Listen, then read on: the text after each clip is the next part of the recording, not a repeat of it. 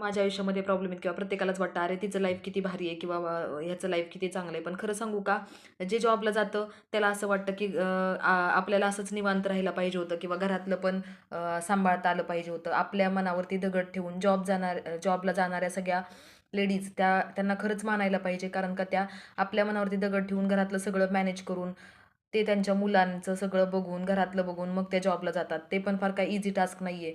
कारण का परवा दिवशीच माझ्याकडे एक ताई आल्या होत्या, तर त्या अशा मला म्हटल्या, की तुमचं बरं आहे, की दिवसभर घरामध्ये म्हणजे नंतरही तुम्ही आवरू शकता.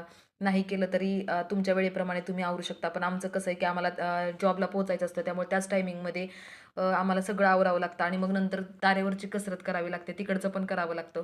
म्हणजे थोडक्यात काय म्हणायचं की आपल्याला वाटतं, की अरे ती जॉब करते म्हणजे तिचं लाईफ फार ईझी आहे किंवा घरी असतो त्यामुळे घरच्यांचं लाईफ फार ईझी आहे. पण प्रत्येकाच्या प्रायोरिटीज, गरजा आहेत त्या वेगवेगळ्या असतात. त्याप्रमाणे त्याला मुलांचं बघून सगळं मॅनेज